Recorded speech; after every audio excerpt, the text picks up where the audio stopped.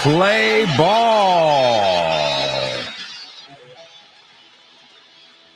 Let's go, amigos. I think you know what time it is. Happy 4th of July. It's time for liftoff. 10, 9, 8, 7, 6. Come on. 5, 4. Oh, man. 3, 2. I hope you brought your 1, bathing suit today. 0. Ignition. We're going in the pool. Liftoff. Liftoff. 30 minutes after the hour.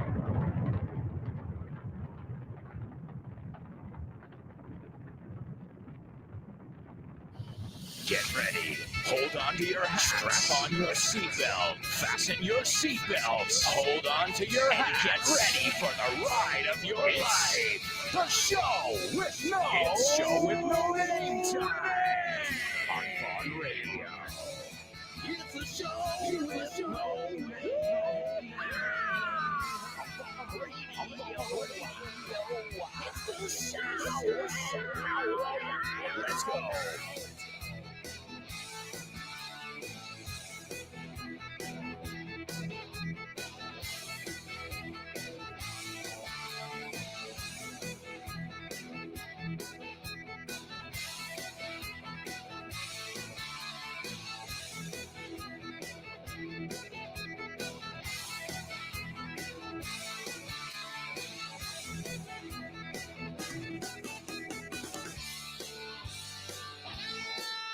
All right, folks, you are here for our 4th of July show. We are celebrating here. Now, if we were in the United States today, we wouldn't be working. No way. It's one of the biggest holidays of the year. So to all my American friends and those of you who love all things American, happy 4th of July. Happy Independence Day. Today's a day to be with your loved ones, your friends and family by the pool.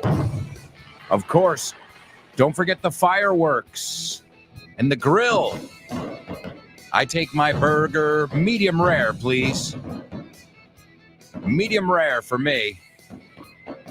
And it's just about kicking off the summer as well. It's kind of the official kickoff. Summer's officially here. There's no way around it, like it or not. So you might as well start it off with a bang. Como va la expresión? Mira, we were just listening to fireworks, right? To start it off with a bang. Empezar por la puerta grande. Thanks for joining me, folks, on this very special holiday edition. Everybody in. Oh, the water's lovely. All right, well, let's kick off this party with our pop quiz. Pop quiz. Come on. Pop quiz. Come on. Pop quiz. Come on. Pop quiz. Say it.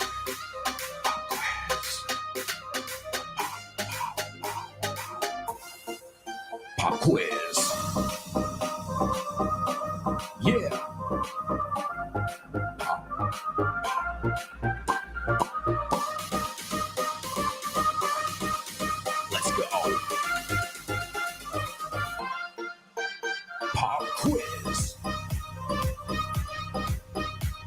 Pop quiz. Pop quiz. Pop quiz. Pop quiz.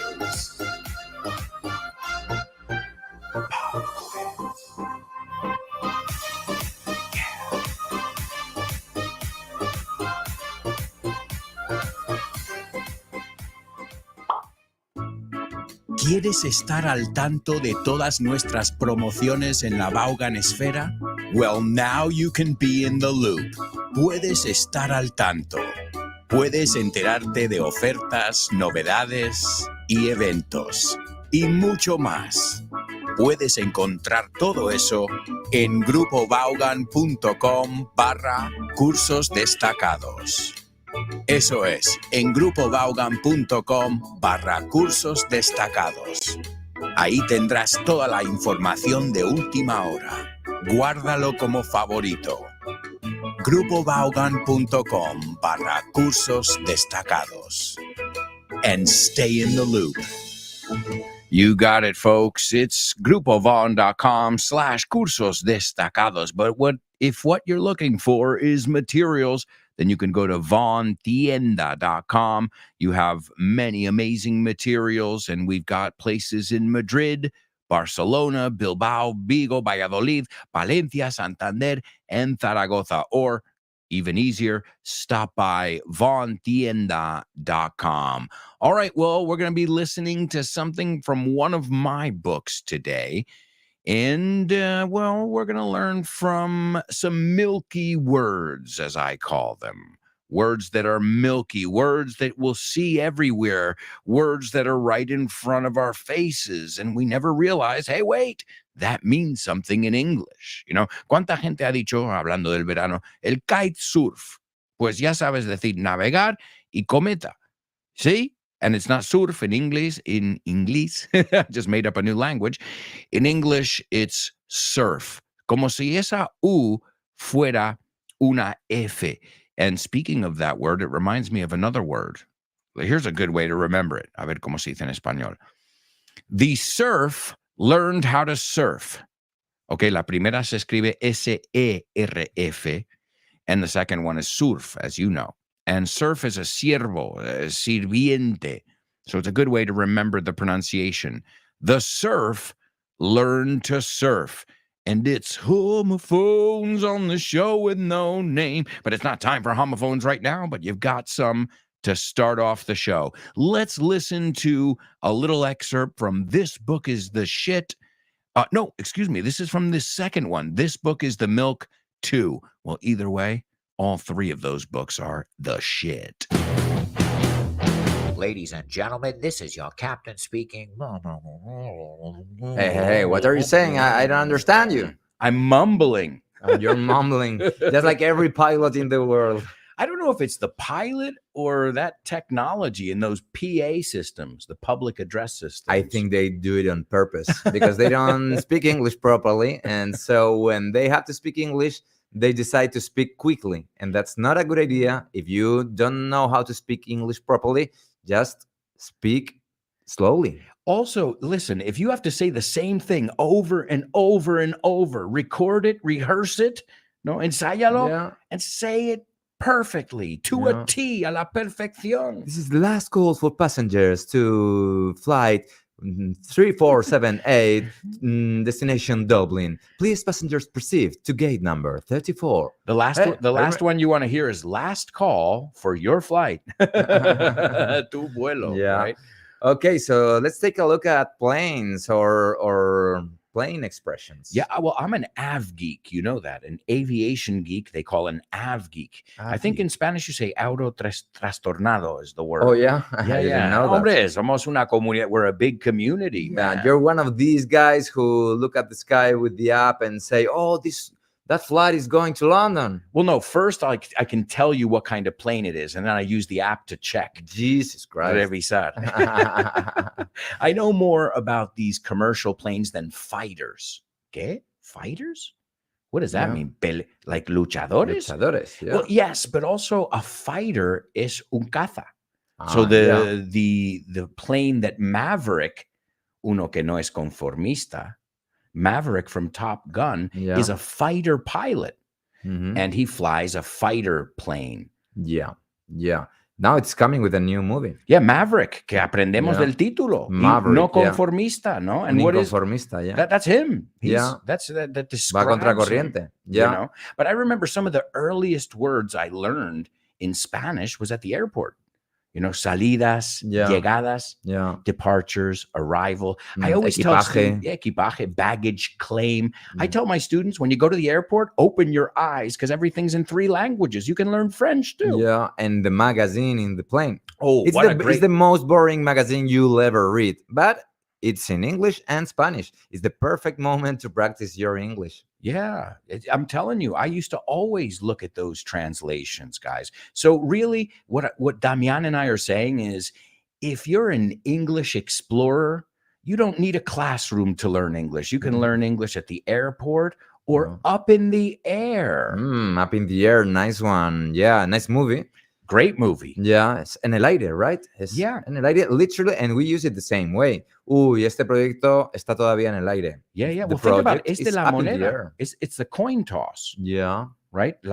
Cuando lanzas la moneda. a coin toss. toss. Yeah, a coin toss. Coin toss, sorry. Right? So Coin it's toss. up in the air. Sigue dando vueltas. And how do you say cara o cruz? Ya que te tengo. Head or tails, I'd Heads or say. tails. Heads or tails. Heads or tails. So, yeah. Cabezas o colas. Eso es. Yeah, funny. So, yeah, it's up in the air means we haven't decided yet. It's undecided. Yeah. What about the word shuttle? I've always found that word interesting in English as an English speaker Yeah. because a shuttle es un transbordador, Mhm. but also es una lanzadera. So I remember when I went to college, universidad, Yeah. and they said, okay, everybody get on the shuttle. And I was like, yes, NASA, this is awesome. And then I saw it was a bus and I said, what? Yeah, it's a bit disappointing, isn't it? Yeah, in the end, it's just a bus that will take you from this point to that point in the airport. You mean shuttle you from point A to point B? Yeah, that's what I mean. They shuttle you. Everything makes sense. And Yeah. we love to use the names of different animals, right? Hornet, the F-18 Hornet. It's like como un abejorro, ¿no? Es Yeah. como un zángano. Avispón. Well, Zángano is a drone, It's a drone, which is exactly. another Yeah. flying So this is vehicle. an abejorro. Yeah, a Yeah. Hornet. A Que hornet. también era un equipo de baloncesto. like Yeah. The Hornets. I don't Another remember. one, the Raptor. Esta es, yo creo que es fácil. You can figure this one out, students. Yeah. Raptor. Es como rapaz, ¿no? There it is. In yeah. fact, it's almost the same. Raptor, rapaz.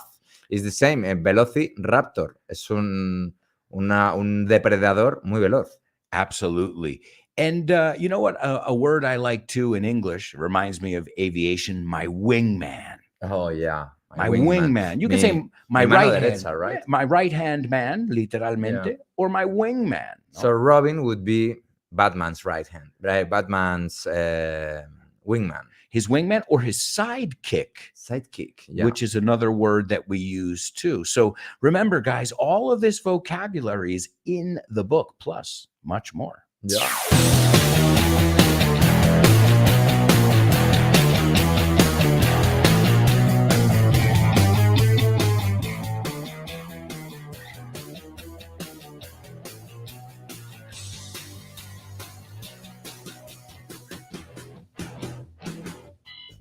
¿Conoces Weekend Town? La nueva iniciativa de Vaughan. Pues no. Es un fin de semana de inmersión en inglés y es nuevísimo. A ver, cuéntame más. Tendrás una inmersión lingüística total durante 2 días. Un total de 24 horas hablando con angloparlantes de todo el mundo. ¡Wow! ¡Qué interesante! Ganarás confianza y soltura a la hora de comunicarte en inglés. Mejorarás tu comprensión auditiva y tus habilidades conversacionales en una situación de comunicación real en inglés. Ven a Weekend Town y te sorprenderás con todo lo que puede avanzar tu inglés en un fin de semana. Weekend Town de Vaughan. Un fin de semana de inmersión en inglés. More information about Weekend Town over at grupovon.com/cursos destacados. Also, if you're looking for materials like the material we heard today in our pop quiz from This Book is the Milk Too, You can pick that up at vaughntienda.com. All right, let's see. We're going to put you to the test now. And hello to everybody checking in right now. We've got a lot of students participating here in the group. And even if you guys can't participate live, make sure when you hear some vocabulary, or like before, when I said the word surf, well, just make sure that you say it aloud. Because one thing is saying, okay, Alberto, lo has dicho bien, perfecto, así ya sé decirlo. That doesn't really help you very much. What helps you is saying, ¿cómo era? Espera, surf, surf, surf. Lo tengo, I got it. And I just associated it with that other word that is surf. All right, so the first one is a word we said at the beginning of this audio. This was chapter, what chapter was it? Chapter 3 in this book is The Milk 2. The audio from chapter 3, obviously there's a lot more vocabulary in the whole chapter. So this is hablar entre dientes, mascullar, balbucear. Let's put it this way. If somebody's talking like this, it's really hard to understand them. Okay?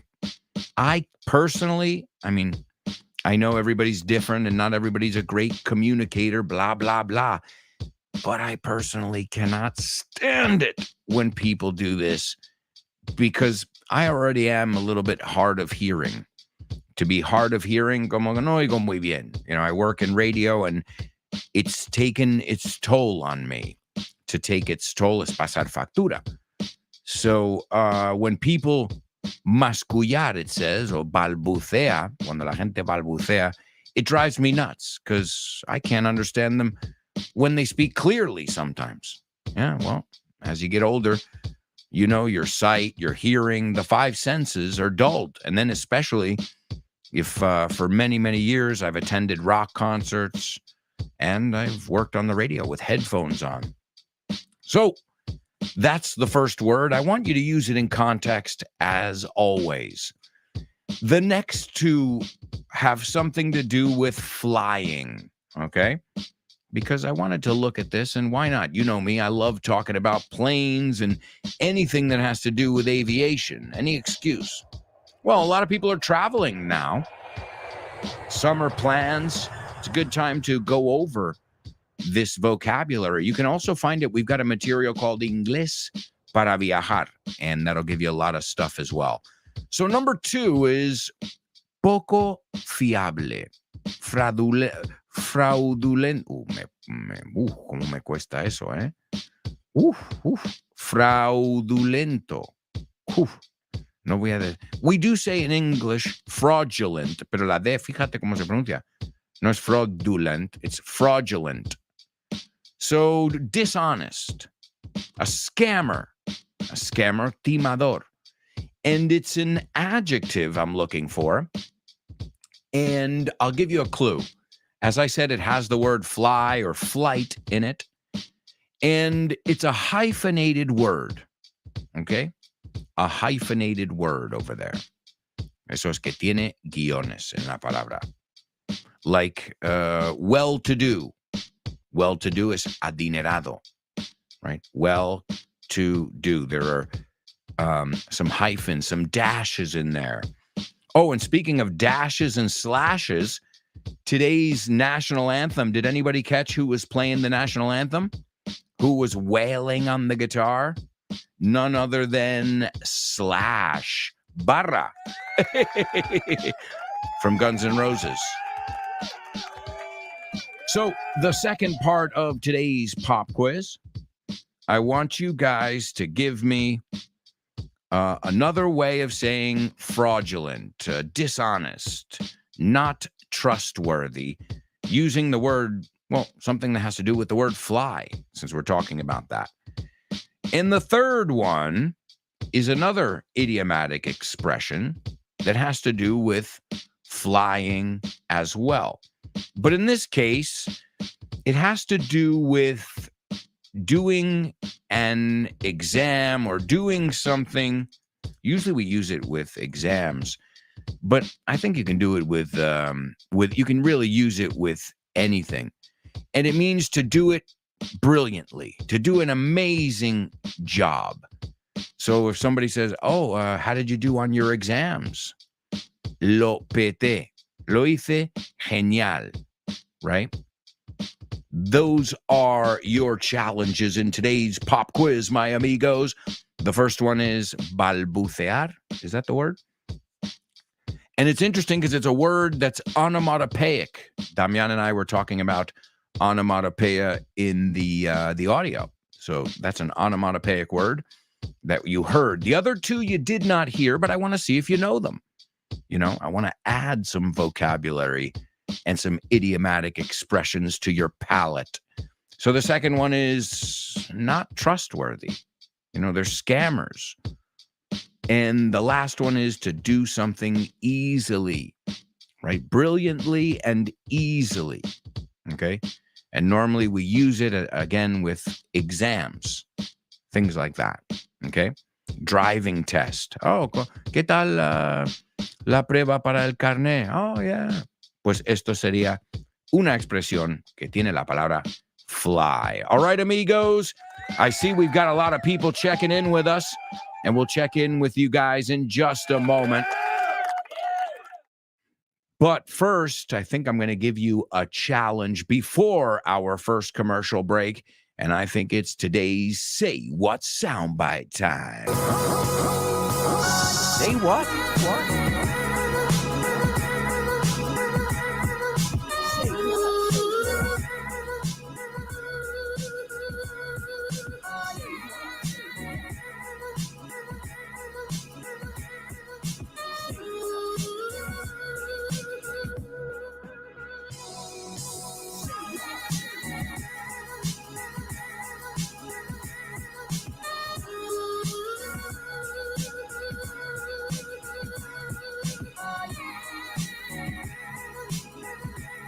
All right, my amigos.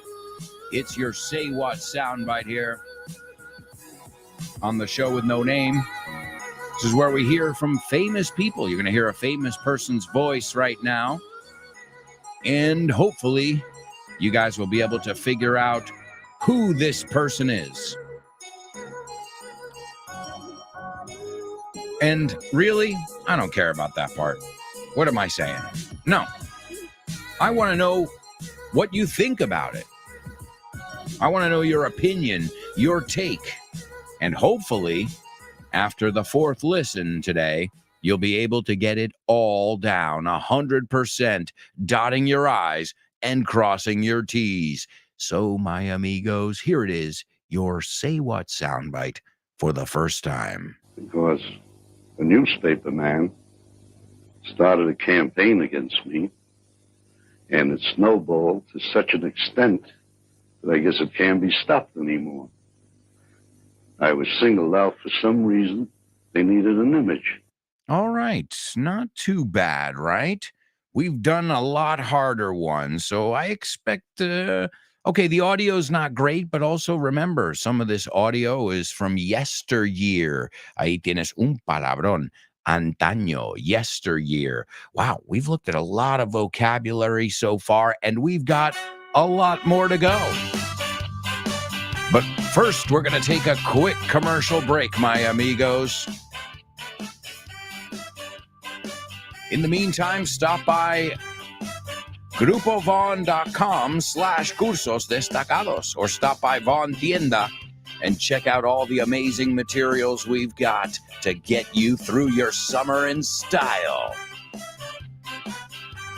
All right, when we come back, we'll take a look at homophones. We've got our Say What soundbite. We've got our spelling bee, double trouble, movies, famous birthdays, and so much more, my amigos. So, if I were you, I wouldn't even think of going anywhere. Stick around.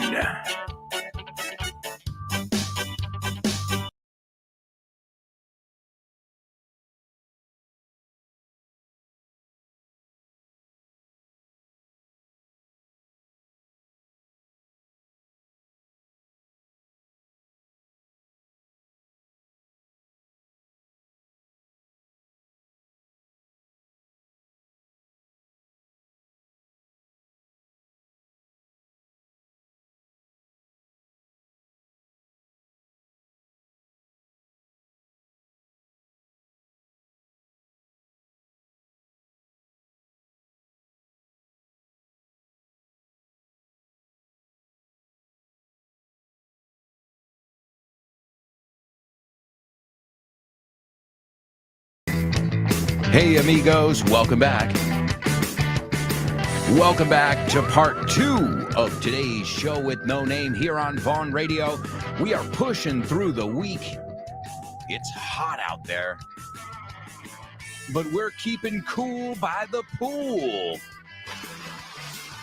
As you guys know, we've got our 4th of July party today. We kicked it off with Slash's rendition of the national anthem. That's right. Oh, and look at that word. If we're talking about church, los himnos de una iglesia, then we call it a hymn. But if we're talking about, esta canción es un himno, tío, es el himno de mi país, that's the national anthem. This song is an anthem, right? So just be careful. Hymn sounds like, oh, joy to the world, the Lord has come. You didn't think you were going to be hearing hymns today, did you? Himnos, you say, right? We pronounce the H and the N is silent, so it sounds like hymn. El, toma. Another set of homophones for you here on The Show with No Name. And we haven't even gotten to the homophones section. We're getting there. In fact, it's up next.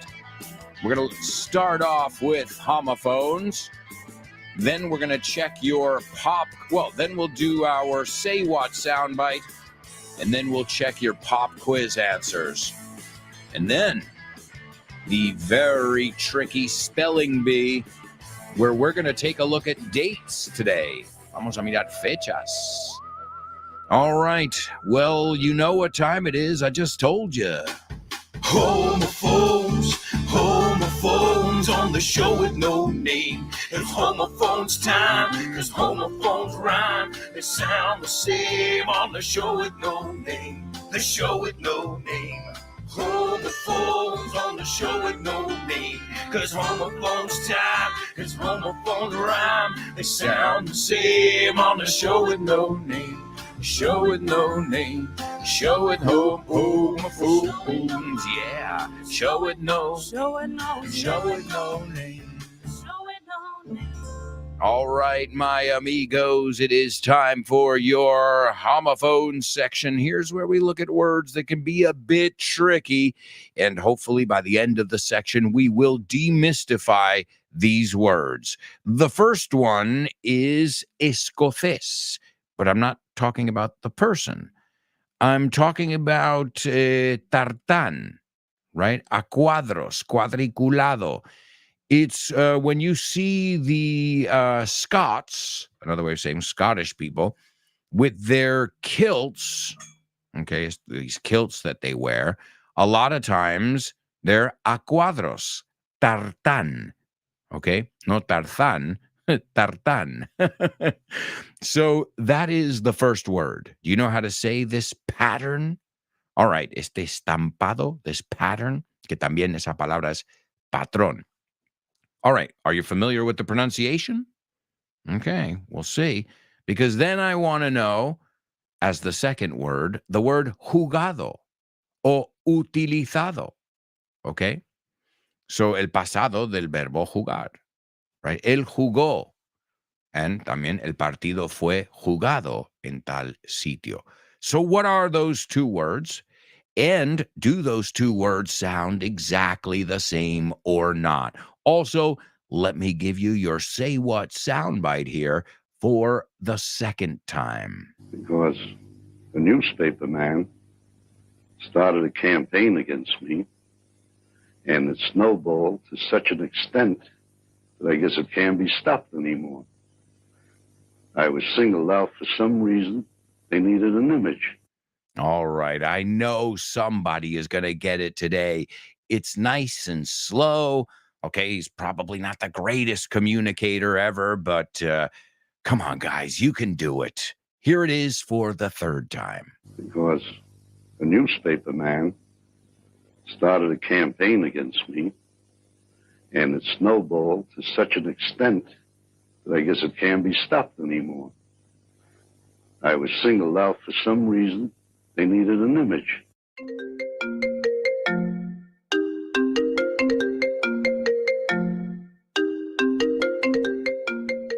Hey, Damian, what's crack-a-lackin', buddy? Hey, Alberto, I was planning to do some sports this week. What about playing baseball? Ooh, baseball. I love it. But I'm not sure yet. Can we touch base next week? Touch base. Estamos en contacto, ¿no? Hablamos en algún momento. Yeah, okay. Let's touch base. Okay, what about basketball? Do you want to play basketball?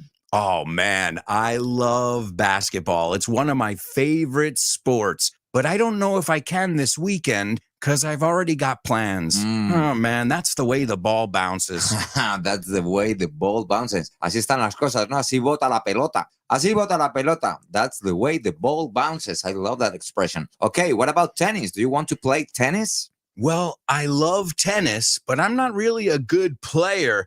If you don't mind playing with a novice, the ball's in your court, buddy. La bola está en mi campo, ¿eh? La pelota está en mi tejado. All right. Do you want to play some soccer? Sure, I'd love to play some soccer or football, as you call it. What time do we kick off? Perfect. We're kicking off at 9. Are you available? Sure, but I might have to play some golf before with some friends. It's par for the course. It's par for the course. Es lo normal, ¿no? Es lo normalito, lo que se hace. Mhm. Okay, what about billiards? Do you like playing billiards? Yeah, but right now I'm behind the 8 ball. I'm behind the 8 ball. Estás detrás de la bola 8, como que llevas las de perder. Yeah, wow, a lot of idiomatic expressions here. Muy buenas expresiones. Si es que así da gusto aprender inglés con un profe como Alberto y un poquito de creatividad, tienes This Book is the Shit. El mejor libro para aprender inglés que te has echado a la cara in your life. Píllatelo, vas a disfrutar mogollón de dibujos para que lo aprendas todo fácil, con conexiones lógicas y divertidas. Es la manera más sencilla y más divertida de aprender inglés. No te la pierdas. Damian, you're such a good sport. Te enrollas. You can pick up your copy of This Book is the Shit at Vaughantienda.com. It's the Shit. You got so many amazing materials available at vaughantienda.com. So make sure you browse, echar un vistacillo. All right, let's see what we've got here. We've got so many students participating. Thank you so much, Show with No Namers. It's an honor to have you here with us, as always. All right, let's take a look at what you guys came up with in our pop quiz. The first word was the word mumble. To mumble means like a really mumble, right? Mumble. You're mumbling. Open your mouth. Enunciate. Stop mumbling. Right? Some people are just natural mumblers. It's a funny word, right? Tickles your mouth. Te hace cosquillitas. Mumbler. So to mumble, why do you mumble all the time? Hablar entre dientes, mascullar, balbucear, right? Mumble. Not to be confused with bumble, which is to be clumsy, andar con tropezones, which is not the same as rumble, which you know from Fitz. Let's get ready to rumble, he says on his show a lot. Comes from boxing or wrestling. I can't remember. Well, to rumble is to make a low noise. Did you hear the rumble of the engine? Rumble, retumbo, ruido, sordo, rumble. New York has a constant rumble to it. But also to rumble means to fight, right? Una reyerta, una pelea. So that's what they mean when they say, let's get ready to rumble. Imagine if they said, let's get ready to bumble. Caernos.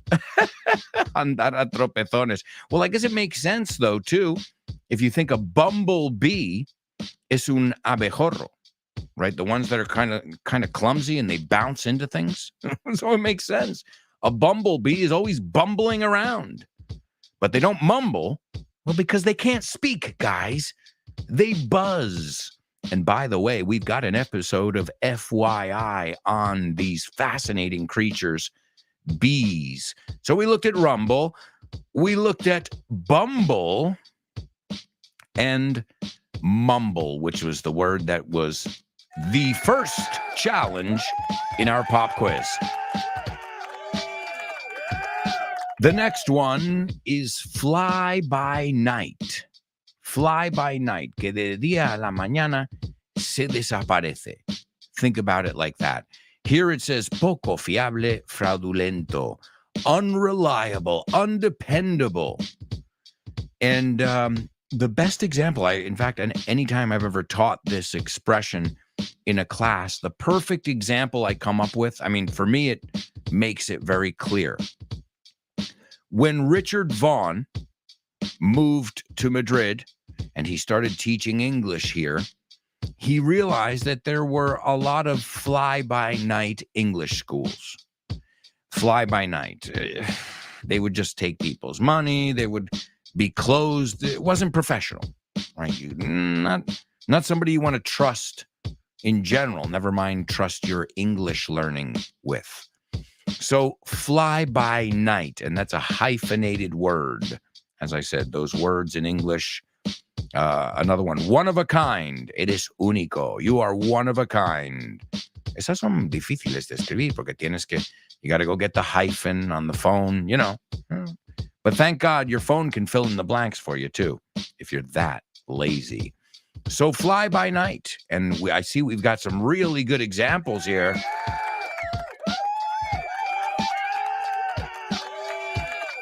And the last one is to pass with flying colors, right? Another way we say that is to ace, right? To ace an exam, to pass with flying colors. How did you do on your exam? I passed with flying colors, right? I aced it. Now, if we want to say the opposite, we would say I failed my exam. Also, it's very American. I flunked. To flunk, F-L-U-N-K. They both start with an F because F is the letter you get. I failed. I flunked my exam. All right. The same way to pass it, you can just say to pass, but if you pass it and you do a great job, you feel really confident about it, you can say, I aced it. I passed it with flying colors. And you guys passed today's pop quiz with flying colors. You aced it. You guys are not fly-by-night students. Hey, I'm just trying to use everything in context. And since I know the way you speak English, because you participate in the question of the week section, I know that none of you mumble. At least not in English, not when you participate on the show. All right, amigos, great job. Right now, we're going to move on, though. We've got to check our homophones here, or non-homophones. Let's take a look. I've got a lot of people here participating in the group, and it seems about split here. Parece que estamos un poco indecisos.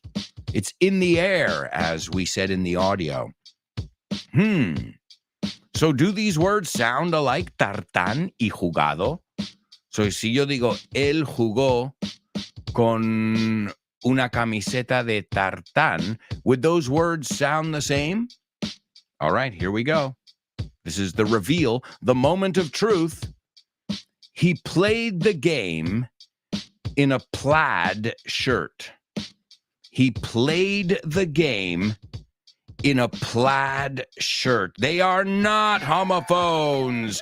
Great job, amigos.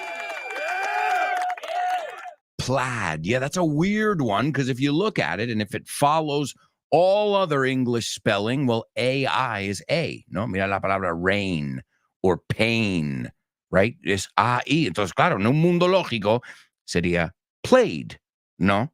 Pero no. Porque, claro, le quitas la L, ya es paid, pagado. Pero no, añades la L y ahora es plaid. Guys, believe me, I'm as upset about this as you are. Yeah, it's confusing for people.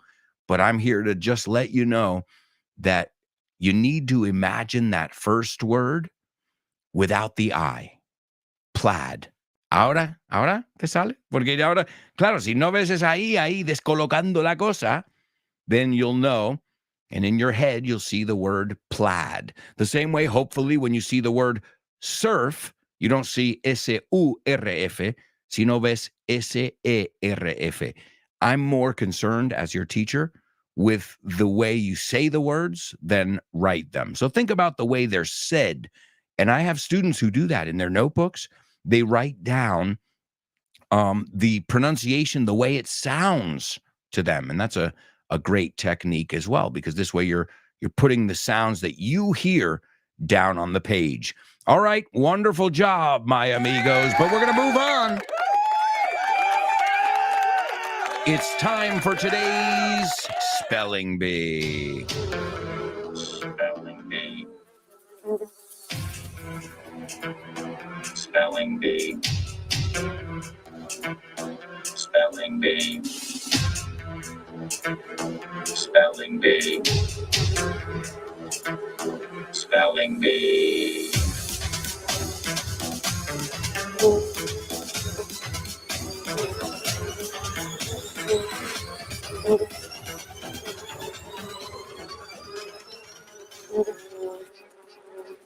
All right, amigos. You know it. It is time for our Spelling Bee.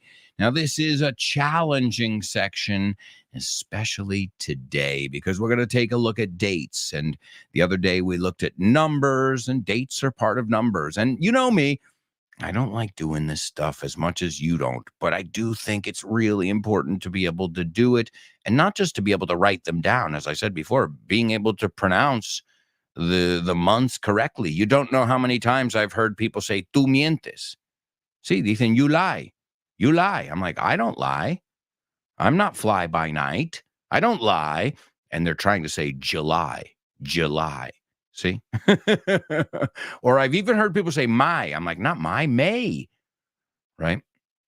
So let's make sure we know them. I'm going to give you some important dates here in American history, since we are celebrating the 4th of July. Is everybody ready? Now, I don't want abbreviations here, and I don't want the numbers. I want you to write out the whole month, okay?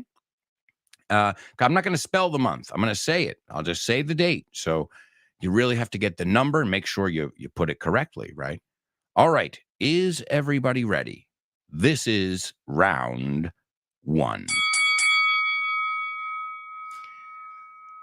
The first date is, and this is going to be the easiest one, I think, of all, but the first date is July 4th, 1776. The next one is December 7th, 1941. The third one is November 22nd, 1963. The fourth one is January 1st, 1863. The fifth one is April 5th, 1862. And the last one is April 12th, 1861. Listen carefully. Can you hear that? No. Listen closer. I'm not talking about the birds chirping.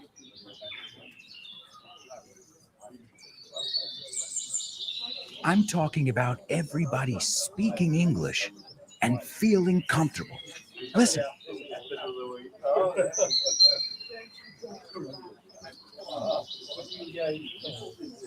This is what it's like at Vaughan Town, a peaceful place where you can really learn English and lose your inhibitions. There's a reason it's one of our star programs. Vaughan Town, lose your fear of speaking English. If you want more information about this immersive experience, go to grupovon.com or give us a call, 911-385831. Lose your fear of speaking English and express yourself with clarity at Vaughan Town. That's right, folks. Vaughan Town. We've got Weekend Town as well. So many great initiatives in the Vaughan world just waiting to be discovered. If you've never taken a course with us or a class or any initiative or even gotten one of our materials, I challenge you to do it. And I guarantee, believe me, this is me vouching for every teacher, but I feel like I can to vouch for es poner la mano en el fuego. Piensa, la palabra voucher es un vale. Puedo dar un vale por cada profesor. So get your free level test. Just contact us, and you can go to grupovon.com/cursos destacados, or give us a call, 911-385831. And I bought you enough time. It looks like we've got a winner here, ladies and gentlemen. Today's spelling bee. Wow, that was really tough because we're looking at dates. And if you're like me, you don't like numbers, period. Full stop, as my British friends say. But remember, we declared our independence from them today, so who cares what they say? All right, here we go, folks. I'm going to give you guys these dates again. These are important dates in American history. And afterwards, we'll practice the months, we'll practice the ordinal numbers a little bit, and just make sure you guys have got it down pat. Okay, and I see, too, everybody who participated has capitalized the months. That's really important because months are capitalized in English, con mayúscula. Days of the week are capitalized in English. Also, nationalities are capitalized in English. And why am I telling you that? Because I know they're not in Spanish. All right, here we go. The first important date in American history, and they're not in chronological order, guys, okay? July 4th, 1776. Number 2 is December 7th, 1941. You might even know what happened on each of these dates. We'll take a look at that after as well. The third one, November 22nd, 1963. The fourth one is January 1st, 1863. The fifth one is April 5th, 1862. And the last one is also in April, and it's April 12th, 1861. There you go, my amigos. Some really important dates in American history as we're celebrating the 4th of July here in our pool party, making a splash. You know this expression? Causando una sensación. We're making a splash here at our 4th of July party with fireworks. But careful, guys. They're flammable or inflammable. That's crazy. That's another thing. Seriously? So if it lights on fire easily, it's flammable and inflammable. They don't sound like synonyms. In a logical world, they would be antonyms. All right. Also, I see we've got some more people figuring out the spelling bee after round 2. Let's take a look at these dates. The first one is today, but in 1776, July 4th, 1776. And remember, we capitalized July. And also, here's a little fun fact for you, a New York fun fact. You know the new World Trade Center building? You know how tall it is? It's 1,776 feet. You know how I know that? 1776. They did that on purpose. The day the Declaration of Independence was signed. The next one was December 7th, 1941. That was Pearl Harbor, a day that would live in infamy, as they say. The third one, November 22nd, 1963. I think everybody from my mother's generation and before remembered where they were when JFK was assassinated. That was November 22nd, 1963. The next one was January 1st, 1863, and that's when the Emancipation Proclamation was signed. April 5th, 1862 is the famous Battle of Yorktown. And April 12th, 1861 is the Civil War. So we've got a lot of crazy history in such a short time, folks. We're a very young country, but we've got history. Not nearly as much as you guys. I mean, the Armada. I mean, you guys, come on. We can't hold a candle to you guys as far as history is concerned. But also, I gotta say, Americans are the kings of entertainment. I mean, we kind of figured out entertainment. I'm not saying that there aren't other entertainers from around the world, but, you know, some of the big ones are usually American. It's interesting. All right, folks, we'll be right back, celebrating all things American here on the 4th of July Bash. We'll be right back. Stick around.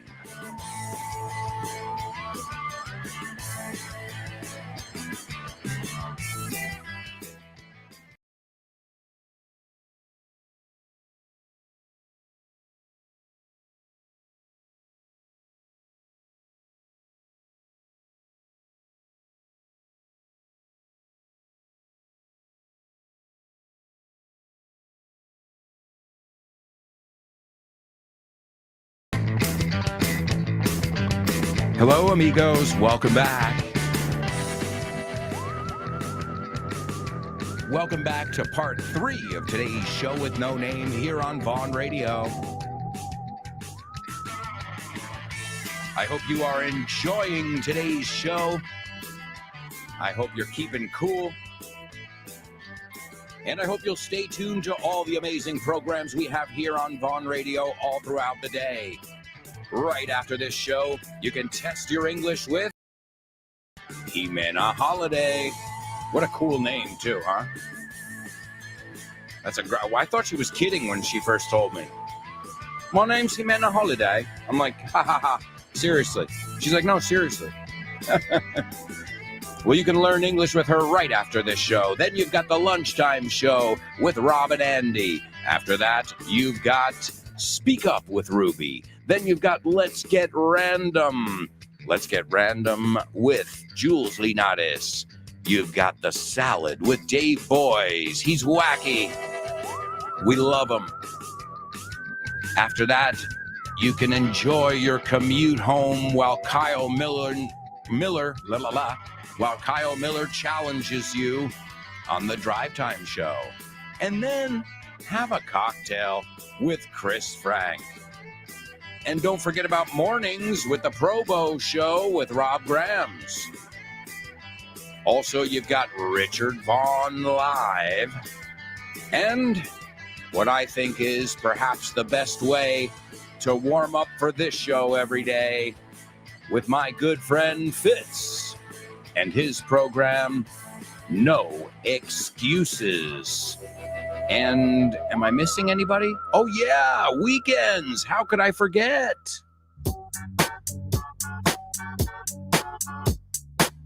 Guess who's back? Back again. Yes, he's back. Tell a friend. Yes, he's back. Yes, he's back. Yes, he's back. Yes, he's back. Yes, he's back. Yes, he's back. Yes, he's back. That's right. The hour to empower with Jessica Fernandez is back on Vaughn Radio. Double trouble, baby. Yeah, you know what time it is. Give it up. Double trouble. I said double trouble. Double trouble. I said double trouble. Uh-oh. Did I say double trouble? Oh, man. Sorry. I have upped the ante today, and today it's a triple trouble. But the good thing is I just used one of the words right before we went to our commercial break, so you should know it. All right, let's see. No intentes criticarnos duramente, que vamos a hacer un fiestón. You have to use the same word 3 times in our triple trouble today. So, no intentes criticarnos duramente, que vamos a hacer un fiestón. Today's triple trouble. Also, let me give you the Say What soundbite for the fourth time. Because a newspaper man started a campaign against me, and it snowballed to such an extent that I guess it can't be stopped anymore. I was singled out for some reason. They needed an image. ¿Tus hijos se quedan en Madrid los meses de junio o julio? Están de suerte. ¿Sabes que en Vaughan tenemos el mejor plan para aprovechar el verano? Hacer amigos, deportes, actividades divertidas y reforzar su inglés. Nuestros urban camps en Madrid son campamentos de día y sin dormir fuera de casa, donde tus hijos aprenderán inglés sin darse cuenta y sin clases, gracias a nuestros monitores certificados Vaughan. Este año tenemos 7 ubicaciones diferentes, dotadas de las mejores instalaciones para que elijas la que prefieras. Chamartín, Arturo Soria, Ciudad Universitaria, Aluche, Las Tablas, Mirasierra o Moratalaz. Las plazas vuelan. Llámanos al 91-700-1199 y te informaremos. O reserva en nuestra web, grupovaughan.com. Urban Camps Vaughan. Vivirán su mejor verano aprendiendo inglés. ¿Te vienes? More information about urban camps, weekend camps, Vaughan Town, and all that jazz over at grupovaughan.com/cursos destacados. All right, let's see. It looks like we've got some people taking a stab at or having a bash at today's triple trouble. And there's the word. So, take a stab at it. What about have a bash at it, right? Why don't you have a bash at it? To have a bash at something means inténtalo tú, try it, okay? I had a bash at playing baseball last week, right? I hadn't played in a while. Intentar, okay? So, don't have a bash at bashing us, okay? To bash es criticar duramente. So the structure is, don't have a bash, no hagas un intento de criticarnos duramente. Don't have a bash at bashing us, because we're throwing a bash. Estamos haciendo un fiestón.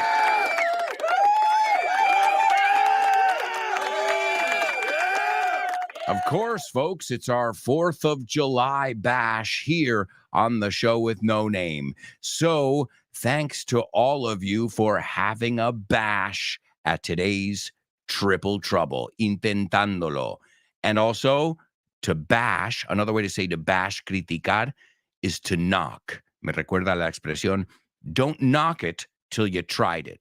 Eso significa, no deberíamos criticar las cosas que no hemos probado, que no hemos intentado. All right, my amigos, you know where we're going? We're going to the movies. Name that movie.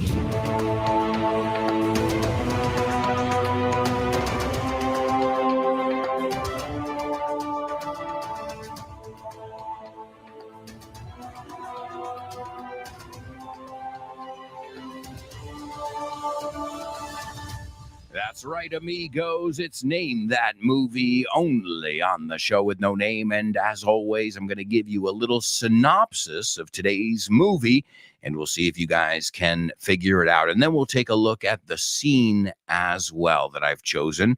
And I always choose scenes that have meaty words or idiomatic expressions that I'd like to point out. So here we go. A group of young recruits go through boot camp during the Second World War in Biloxi, Mississippi. and it's based on, it says here, based on the play by, but I'm not going to tell you the playwright's name. So, but I guess that's some interesting information to know here. This was originally a play. We looked at the word play before. He played, but also play es una obra de teatro. Y he oído estudiantes decir a theater play. Yo nunca lo he dicho así en mi vida. Just a play, right? He played the role of a plaid-wearing guy in the play. Remember, we looked at the word plaid before. Although it might look like it, it doesn't sound like it. So does anybody know it? A group of young recruits, recruits or nuevos que han reclutado, they go through boot camp, and boot camp is the training camp. You know, the one you always see in the movies. Come on, go up the wall, go through the mud, all of that stuff. During the Second World War in Biloxi, Mississippi.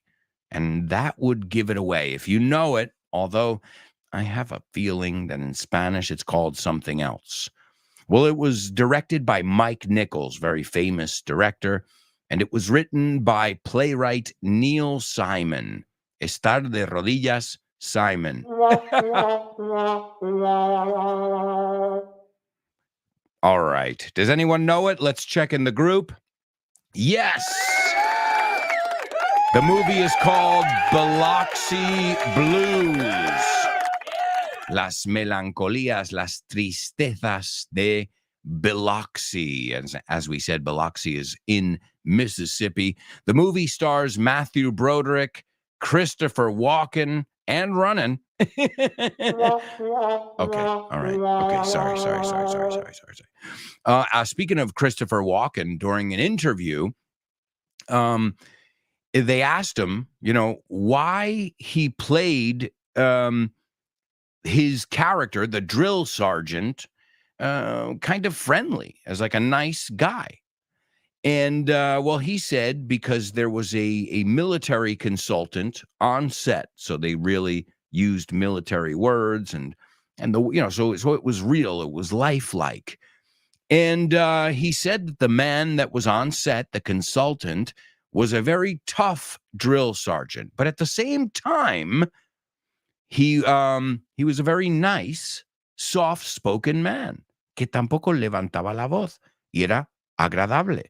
But everybody feared him. And so this was something that Christopher Walken wanted to put into the character, so it had that depth. Because think about it. I'm a drill sergeant. Get down and give me 20 push-ups, boy. I'm going to make your life a living hell. That's easy, isn't it? It's easy to be the bad guy. Now, what if you're a guy that everybody respects, but, and you're really nice, but don't piss me off. And that was how he actually changed the role, because he played the role.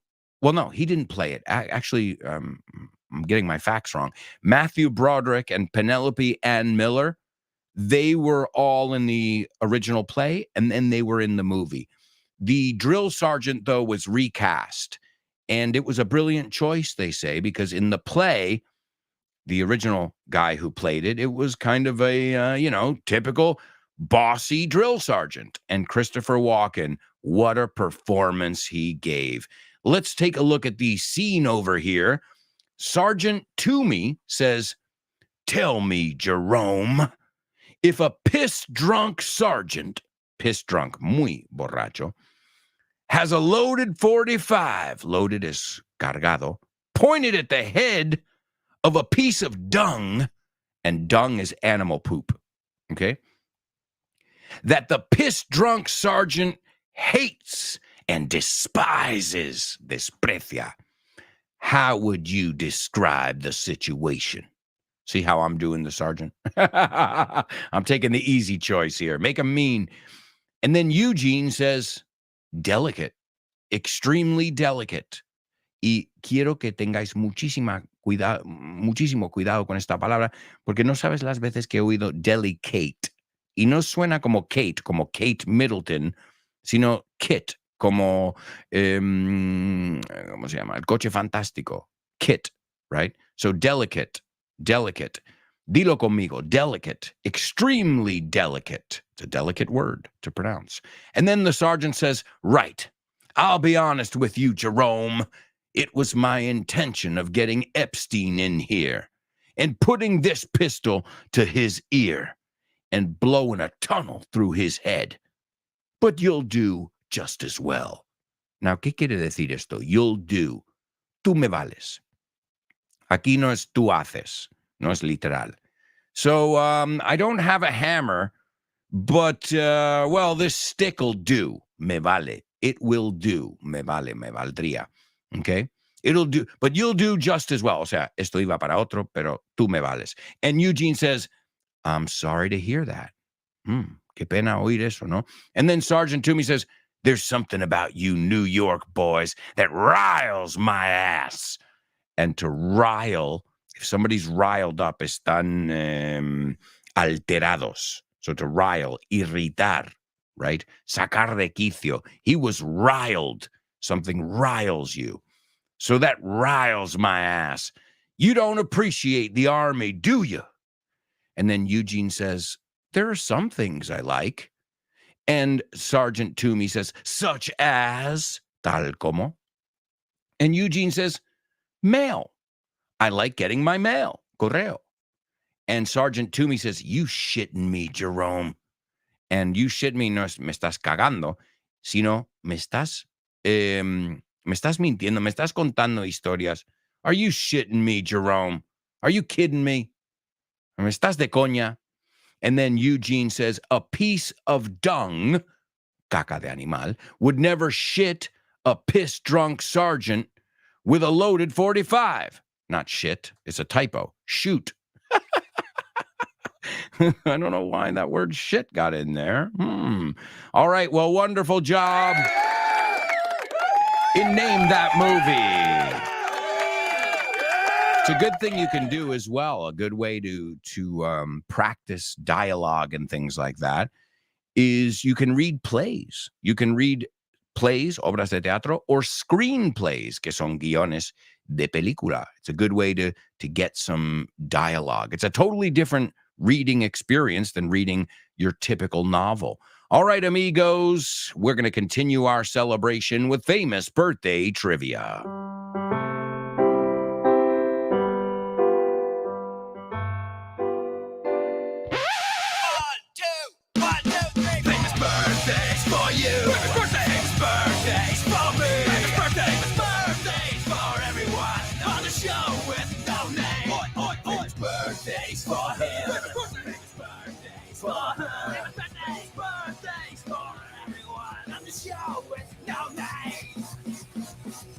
All right, amigos, welcome to your famous birthday section here on the show. And as you know, this is the part of the show where we take a look at birthdays and people who are celebrating a birthday. And we'll see if you guys can guess who these people are. Also, don't forget to let me know when your birthday is. Our first birthday boy, who was born on the 4th of July, which, that's funny. Born on the 4th of July. That's a movie with Tom Cruise. And Tom Cruise was born on the 3rd of July, yesterday. I never realized that. Anyway, this person was born today in 1927. An all-American birthday. And, well, this guy was an all-American playwright and screenwriter. He has received Tony Awards, Golden Globes, Academy Award nominations, and many, many other accolades. And, well, he's known for working with other writers as well. So he, along with many other writers, became like Hollywood's greatest writers. And some of his colleagues, some of his peers, sus iguales, Mel Brooks, Woody Allen. And this guy, well, I think even though those are his peers, he stands in a class of his own. He's even got a theater named after him in New York City.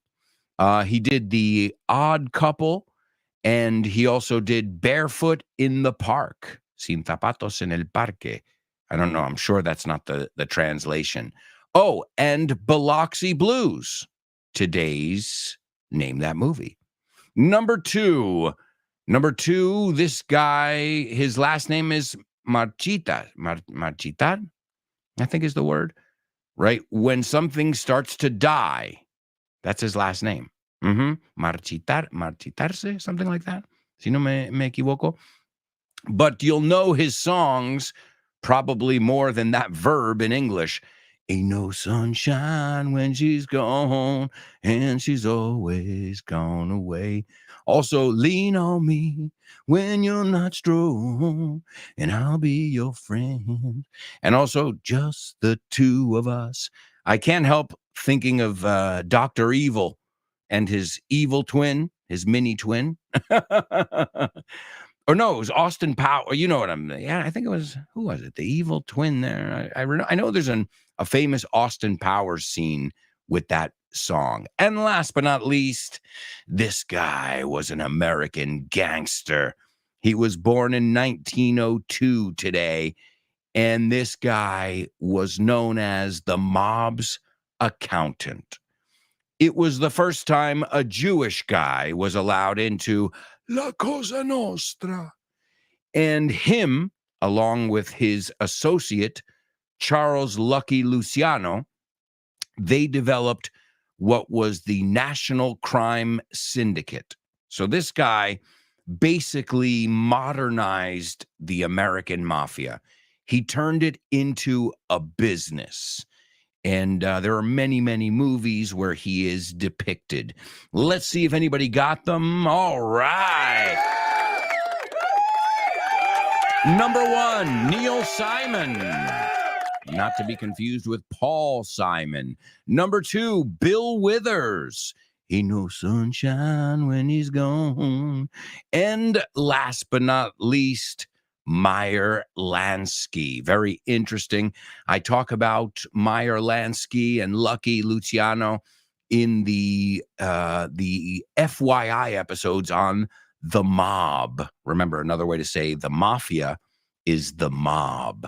All right, and that's going to bring us over to our Say What soundbite. This was Meyer Lansky, the famous accountant for the Cosa Nostra. And he's talking about how there was a smear campaign, right? A smear campaign is when they try and dirty your name. Now, I don't think he was innocent, but I also think that, since he was a very visible one, well, that's the thing. The more popular you are, well, the more infamous you are, especially in the dark underworld, right? The mafia. So he says, because the newspaper, he goes, why do you think everybody's out to get you? ¿Por qué crees que todos van a por ti? And he goes, because the newspaper man started a campaign against me. And it snowballed, hacerse una bola de nieve más grande, to exacerbate. It snowballed to such an extent that I guess it can't be stopped anymore. Que ya no se puede frenar. I was singled out. O sea, to be singled out is said, you. Okay, yo estaba apartado. To single out, a ver cómo lo traducen. Identificado, señalado. That's the word you use. Yo estaba señalado. I was singled out for some reason. They needed an image. Necesitaban alguna imagen. Y eso fue yo. Let's listen to mobster Meyer Lansky. Because a newspaper man started a campaign against me, and it snowballed to such an extent that I guess it can't be stopped anymore. I was singled out for some reason. They needed an image. Hi, hello, Alberto. I think the song is... No? Sorry, bye. Name that lyric, name that lyric, name that lyric, name that lyric only on the show with no name, the show with no name, the show with no name. It's name that lyric only on the show with no name, the show with no name, the show with no name. It's name that lyric only on the show with no name. All right, amigos, time for Name That Lyric here on the show with no name. Let's see what we've got today. We've got Factura se marchita. Marchita? I always get that one wrong. It's Bill Withers, and the song is Just the Two of Us. It's a beautiful love song. Also, as I said, it's in the Austin Powers movies. Let's take a look at the lyrics together, and then we can sing it. The first line says, I see the crystal raindrops fall. Veo las gotas de agua de lluvia caerse de cristalinas. And the beauty of it all. Mira, cuando las canciones eran inocentes, ¿eh? And the beauty of it all is when the sun comes shining through. That's so true. To make those rainbows in my mind. We're different times, guys. Well, I mean, I feel like music. What happened to this music? It's amazing. To make those rainbows in my mind. When I think of you sometime, and I want to spend some time with you, just the two of us. We can make it if we try, just the two of us. Great song, look it up. Look up the lyrics, Bill Withers, y ahora sabes qué significa su apellido. And here it is, just the two of us. Also, I've got a little special surprise for you, folks. Today, I'm going to share with you the mobster, the mafia episode of FYI, the bonus episode. The exclusive bonus episode. You're going to get that after this quick commercial break as just a little way of saying thank you. And thanks for joining us in this awesome 4th of July party. Your participation is awesome. Just the 12 of us que están en el grupo ahora. Sing it with me. Just the two of us. We can make it if we try.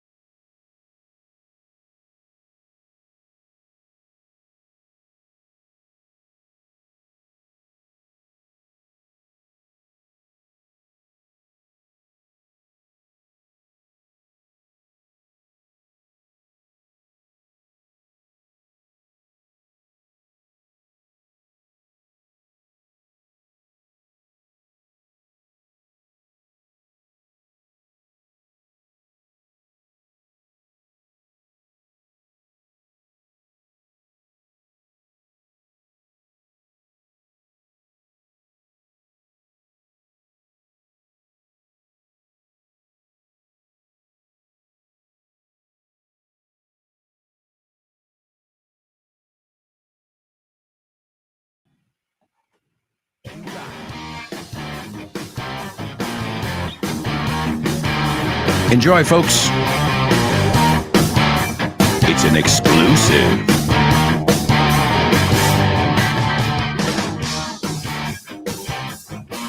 Hello, and welcome to the bonus episode of today's FYI on the Mafia, the Mob, La Cosa Nostra. Let's kick off with the 10 Mafia Commandments. A mafioso named Salvatore Lo Piccolo had a great idea for 10 commandments, a sort of constitution. And if you didn't follow these rules, it was punishable by death.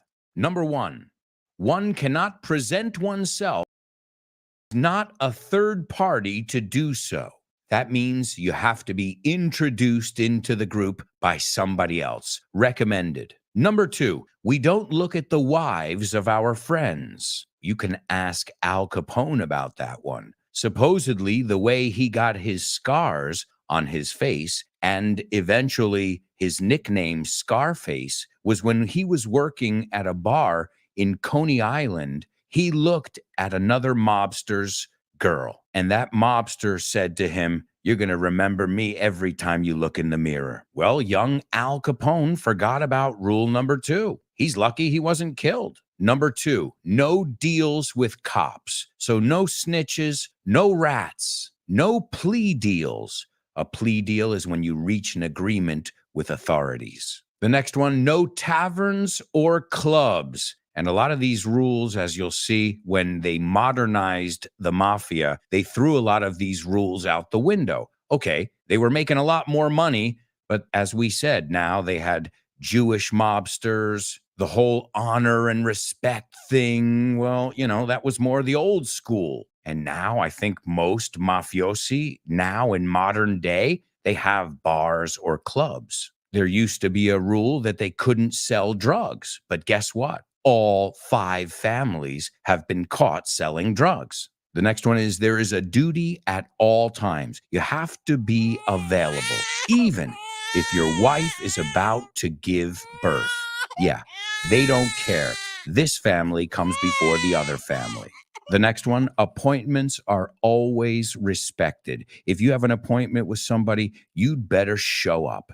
The next one is respect your wife, which is kind of weird because they all had gumas. I guess it's respect her when she's looking. When she's not looking, do whatever you want with whoever you want, as long as it's not another made guy's wife. The next one must tell the truth. Well, this is a vague one. To who? To me? To the police? I think the next one, the second to last one, is pretty logical. Don't touch money belonging to others and others' families. I think that's a rule even outside of the mafia. And the 10th commandment, the Cosa Nostra doesn't accept people with relatives in the police forces, and relatives are parientes. I think these days, a lot of those rules are overlooked or pushed aside, especially if there's money to be made. And we haven't talked about this yet, but what about law enforcement? I mean, how is it possible that these guys are making so much money, killing people out on the streets, and they're getting away with it? Literally, they're getting away with murder.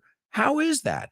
Are the police horrible at their jobs? There were actually several factors. Yeah, A, they were bad at their jobs. The mafia were just better at committing crimes than the police were at solving crimes. Also, at that time, the police departments in the United States were not organized. So something could be happening at the precinct right next to yours, and you could have the same guy in your precinct the following day committing the same crime, and there would be no communication between the police departments. So I guess we could say when the police started to mirror what the mafia was doing, which was getting organized, communicating, running it like a business, that's when they were finally able to compete with them. And there was something called the Appalachian Meeting, and this happened in upstate New York. They had a summit. A summit is una cumbre, and it was held at the home of a mobster named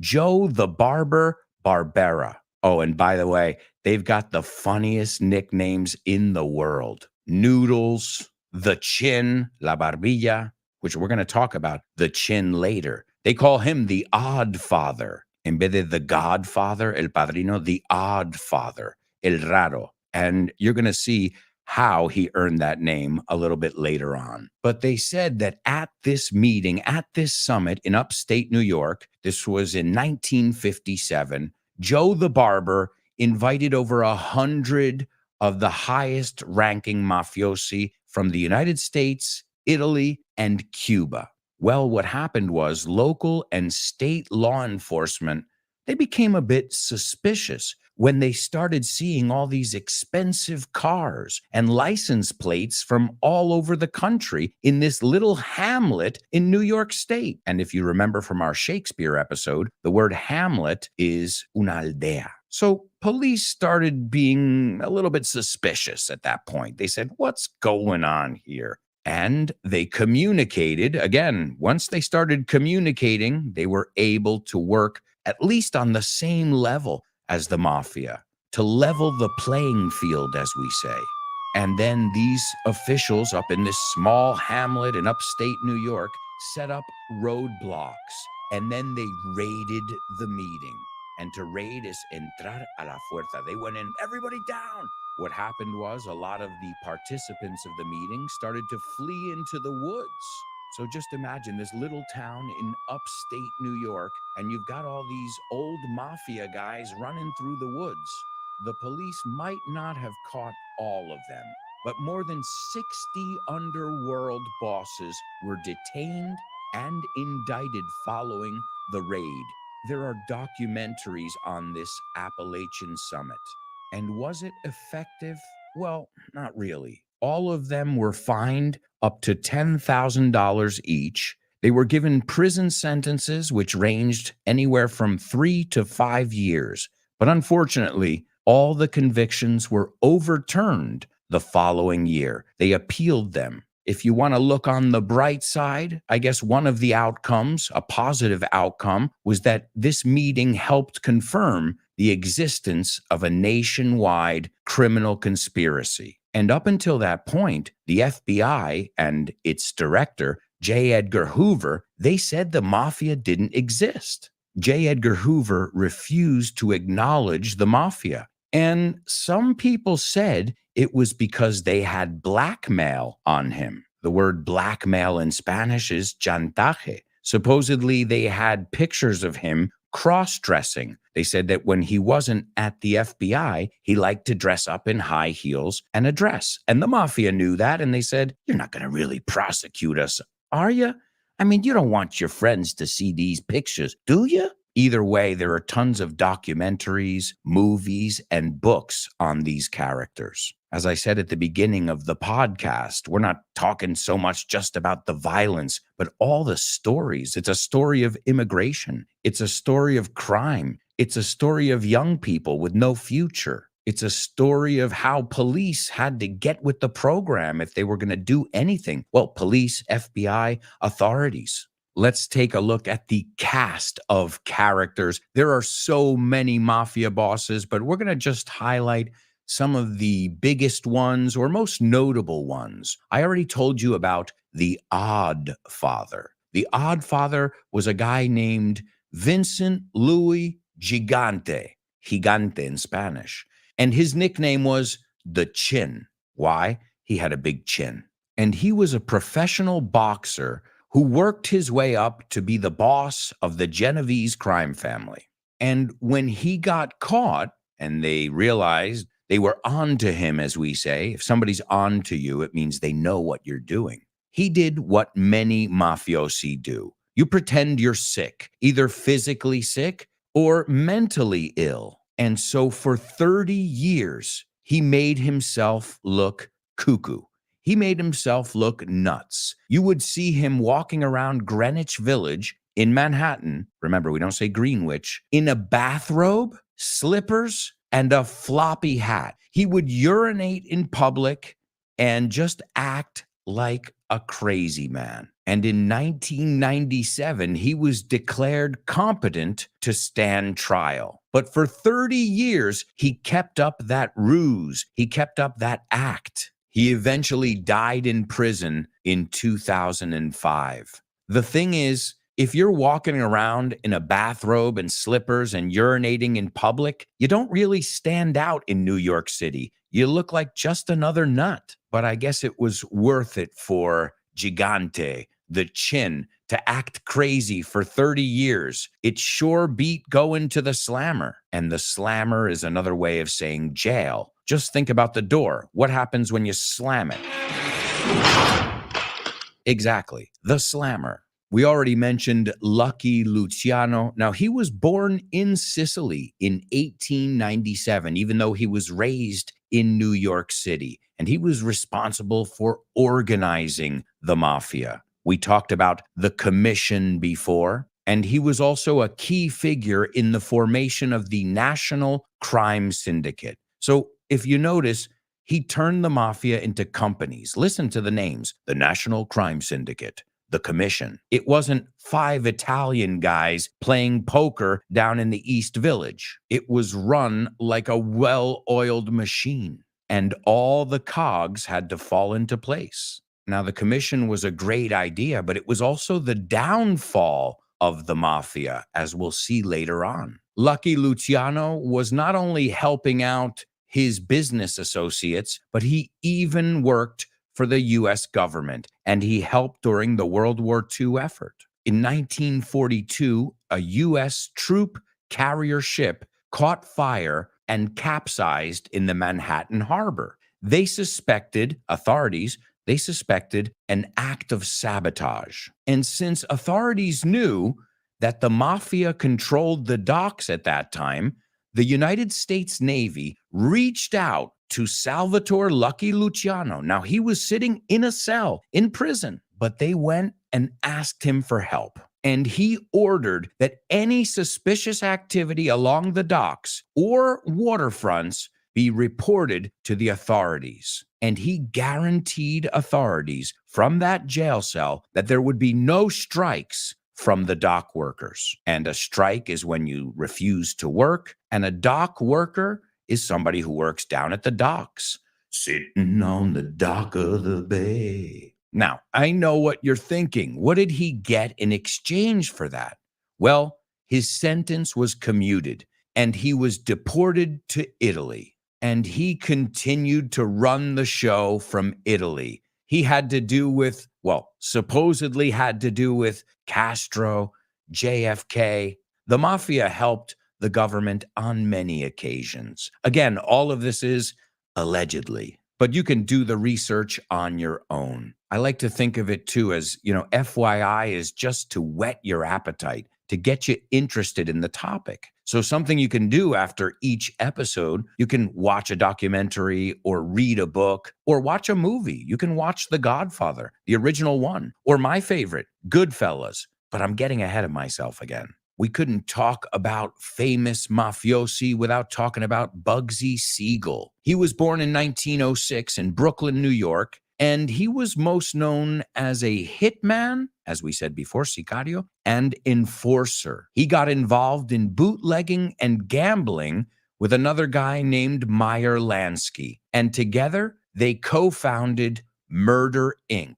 Again, these sound like company names more than hit squads. But Murder Inc. was crucial because they became the mob's enforcement arm. And Bugsy Siegel relocated to California in 1936. He basically opened up operations on the West Coast. And during his time there, he began to woo Hollywood celebrities. I mean, he was a good-looking guy. He had a lot of charisma. And eventually began establishing casinos in nearby Las Vegas, Nevada.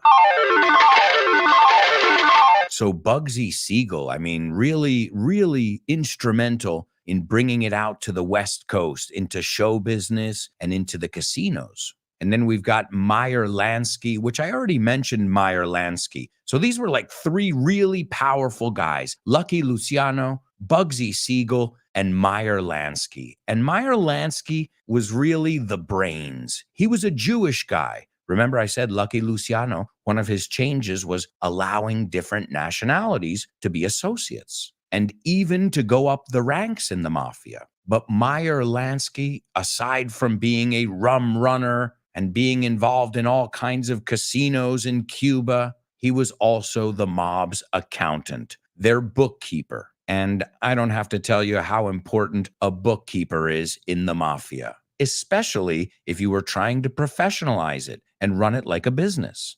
An interesting thing about Meyer Lansky is despite nearly 50 years as a member or participant in organized crime, he was never found guilty of anything more serious than illegal gambling. And that reminds me of our next guy. You can't talk about the mafia without talking about Capone, who eventually went to prison for tax evasion. They couldn't get him on anything else, and everybody knew what he was doing, but they just couldn't prove it. And Al Capone was a big earner since he was a kid. A big earner is uno que les gana mucho dinero. And those are usually the people who work their way up. Al Capone was making money hand over fist.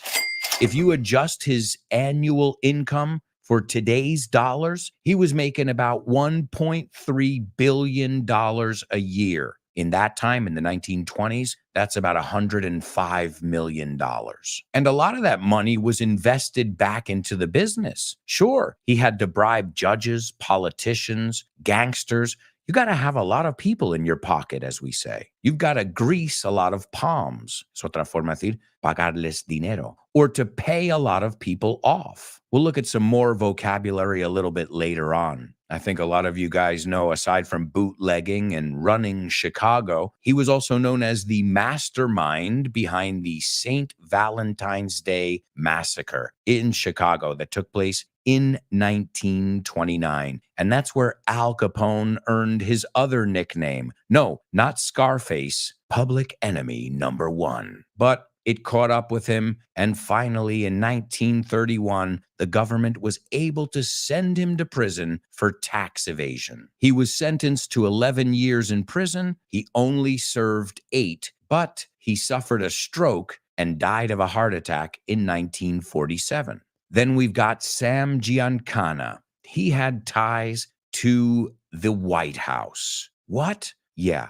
The mafia didn't just infiltrate Las Vegas, the gambling industry, the movie industry, the unions, the dock workers, and every other industry under the sun, but they even infiltrated politics. Sam Giancana had ties to Joseph Kennedy. Now, Joseph Kennedy is the Kennedys' father. When I say the Kennedys, I mean Bobby and JFK. RFK and JFK. Their father, Joe Kennedy. There's just one problem. You know how the boys have a nice reputation, good Catholic boys, honest guys? Well, Dad, Joe was a bit of a mobster. He made a lot of money during Prohibition when he brought illegal alcohol. As we said, he was bootlegging alcohol from Canada to the United States, and he was making money hand over fist, as we said before. And some say it was thanks to Sam Giancana securing votes in Illinois for his son, Joe Kennedy's son, JFK,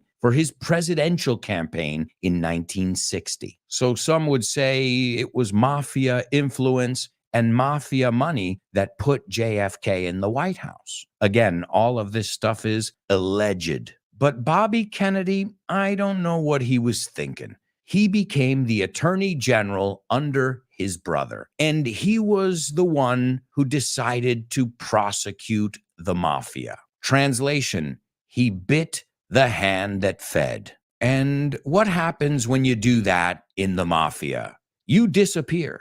They get rid of you. Deshacen de ti. Oh, and where are those Kennedy boys? I'm not saying they did it, but if it walks like a duck and quacks like a duck, it's a duck. And we'll wrap up our cast of characters talking about John Gotti, the Dapper Don. Dapper means well-dressed. He used to wear Armani suits. He believed that it was about being a celebrity and, generally you want to keep a low profile. Well, John Gotti didn't. At least not the way he dressed and how he would go around New York City like he was a celebrity. Now, his business was on the down low, but he was flashy. His personality was ostentatious. He loved the media attention, and he rose to become America's most powerful boss in the 1980s. And I remember him. I remember living in New York while he was still running stuff. He was born in Queens in New York City in 1940, and he took power after ordering a hit on his boss, the Gambino Mafia boss,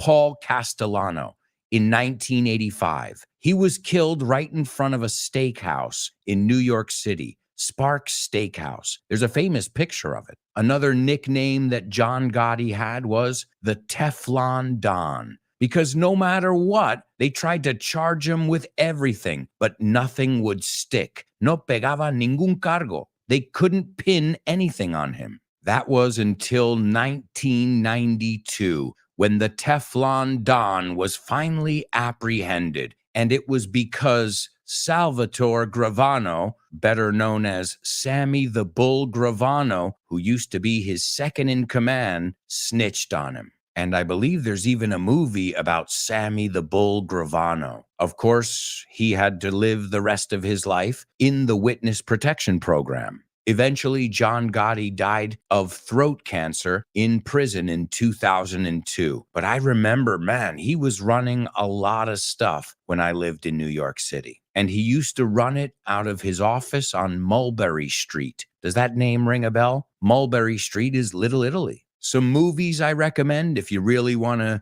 get lost in this world. The Sopranos, which isn't a movie, it's a series. And as you know, there's an FYI episode on it. You've got The Godfather. You can watch the whole trilogy. And if you notice, the word mafia never comes up in the Godfather movies. That's because the mafia came to them when they found out they were making the movie. And they said, "We prefer if you don't use the word. And if you use it, well, we're going to make you an offer you can't refuse." And the rest is history. You've also got The Departed with Leonardo DiCaprio and Jack Nicholson. Again, these are based or loosely based on real stories. Donnie Brasco, which is the story of Joe Pistone. Joe Pistone was a guy who went undercover and really lived with the mafia, and many people were caught because of his hard work. My all-time favorite mob movie is Goodfellas, Uno de los Nuestros. It's amazing. It's a masterpiece. If you haven't seen it, check it out. And Casino is second. Well, it's tough. I'm not going to rate them. I'll say Goodfellas is first, and I won't put a second place. But Casino is great too, and is also based on a true story. Some vocabulary we've got. There's a series called The Wire, where you've got undercover police spying on people, listening in on people, or eavesdropping.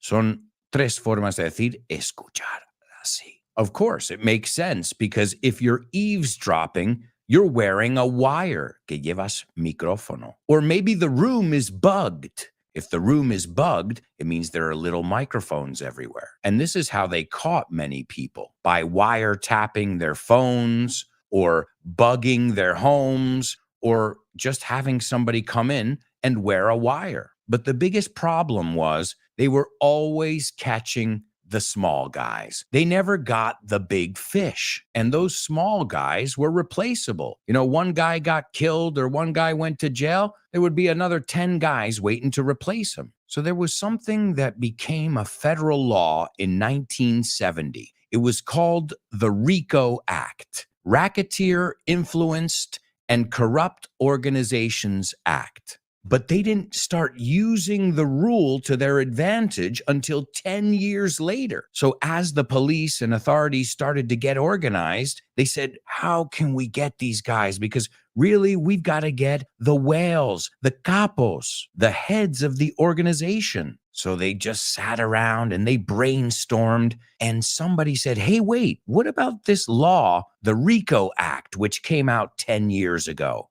Couldn't we prove that, this is a criminal organization and, there's racketeering, which racketeering is running an illegal business. And if we could do that, then we could connect the soldier to the mafia boss and we can take down the whole organization because they're all connected. And you know what? It worked.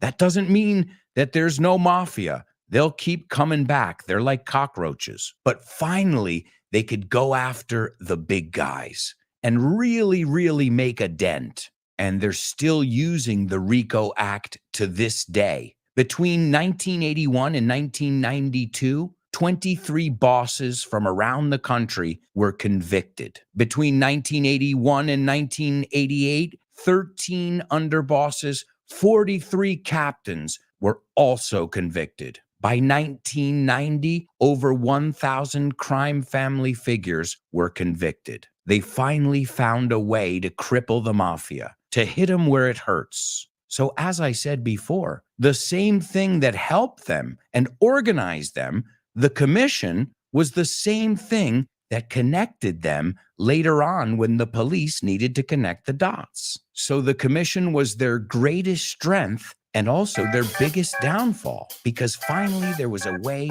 to connect them. And